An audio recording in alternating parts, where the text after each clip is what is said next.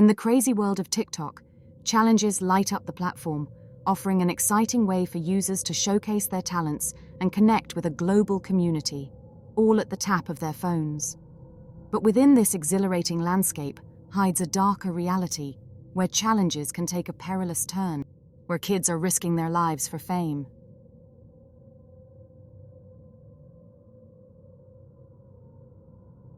Jacob Stevens was a lively 13-year-old from Ohio and an avid TikTok user. His journey took a turn for the worst when he encountered the famous Benadryl challenge he found on TikTok.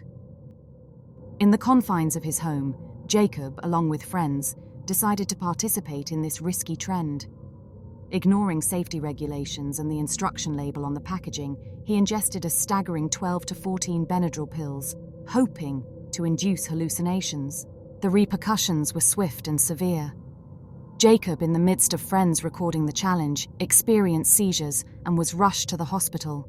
He spent an agonizing 6 days connected to a ventilator in intensive care, only for doctors to deliver the devastating news that he would never wake up and was suffering from critical brain damage. TikTok set the stage for these challenges and responded with a claim that they had never witnessed such content trends. Searches related to the challenge were supposedly blocked for years, yet skepticism lingers given the platform's history with risky challenges. TikTok expressed sympathy for Jacob's family and stressed its commitment to stricter content guidelines. Inadvertently, Benadryl, an over-the-counter antihistamine created to relieve allergy symptoms, found itself entangled in this grim trend. Acknowledging the danger, Johnson & Johnson collaborated with TikTok to purge the content. Amid grief, Jacob's father, Justin Stevens, transformed his pain into advocacy, urging age restrictions on medications and seeking support from Ohio Governor Mike DeWine.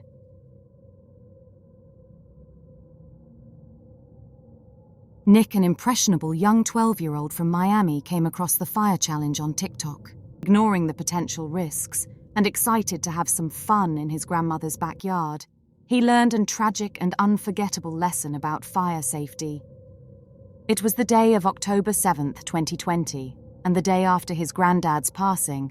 Grief and anxiety was possibly still in the air, maybe a little ignorance too.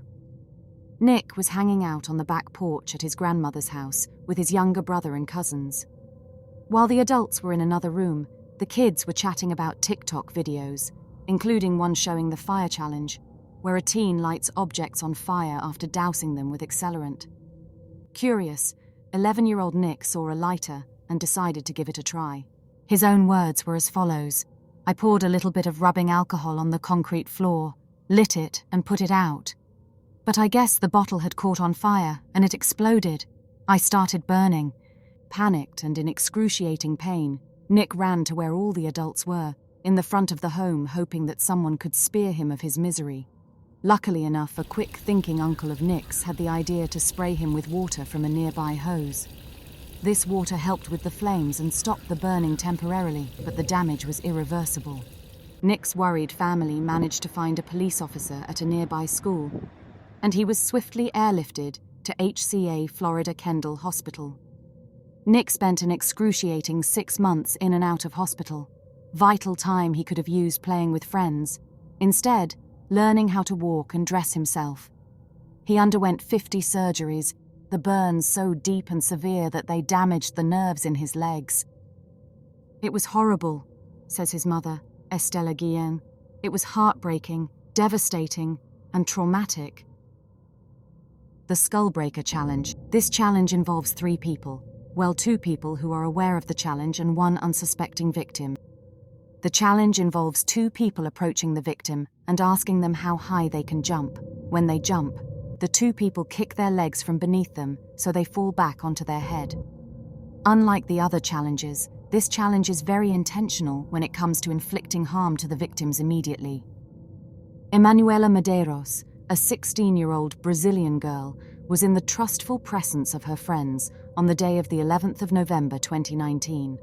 Not suspecting anything dangerous to happen or to be pranked by those closest to her, she was also asked how high she could jump as her friends attempted the dangerous Skullbreaker challenge with her. The tragedy happened at the Antonio Fagundes Municipal School in Mossoró, Brazil. She fell back as intended, and she hit her head. Friends, probably laughing and excited that they had managed to prank someone, did not know or could predict the events about to transpire. The school took her to the regional hospital Tarcísio Maia in the Aeroporto district, but sadly she passed away. Imagine your child simply attending school to learn and make friends, and you get the heartbreaking news that the school has taken them to the hospital, and you will never see them again. Something no parent would ever want to experience. The Blackout Challenge, known also as the Pass Out Challenge and the Fainting Game, participants have to find a way to become unconscious by using household objects.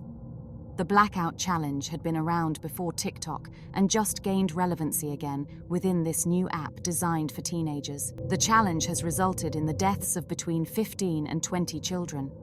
Milagros Soto, a 12-year-old girl from Argentina, attempted the TikTok challenge on January 13, 2023, with dire consequences. Milagros attempted the Blackout Challenge with a rope round her neck and holding her breath. She was at her home and apparently received a link from one of her classmates via WhatsApp Messenger. When she attempted the Blackout Challenge, she was live streaming to her friends. Suffocating second by second, she struggled to remove the rope 3 times from around her neck, as each second she was closer to death. She failed, and her life slipped away in the presence of her friends on a live stream. Her father found her dead in her bedroom as he arrived home from work. Her aunt believes that there was more to this accident, and she may have been lured into a trap by bullies at her school, as she had complained about being ridiculed by classmates. A copy of the autopsy indicated that Soto's death was caused by mechanical asphyxia by hanging, and that there are no signs of abuse or third-party intervention. Authorities recovered Soto's cell phone and are investigating if any of the students at the school were involved in the deadly challenge. We are in a world where more and more generations are exposed to the negative effects of social media trends, and it is our job as parents and the community to guide our children to more meaningful and educational resources. As when push comes to shove, we the parents and the community have to grieve the loss of our loved ones, and lawsuits cannot fill the loss of our loved ones completely.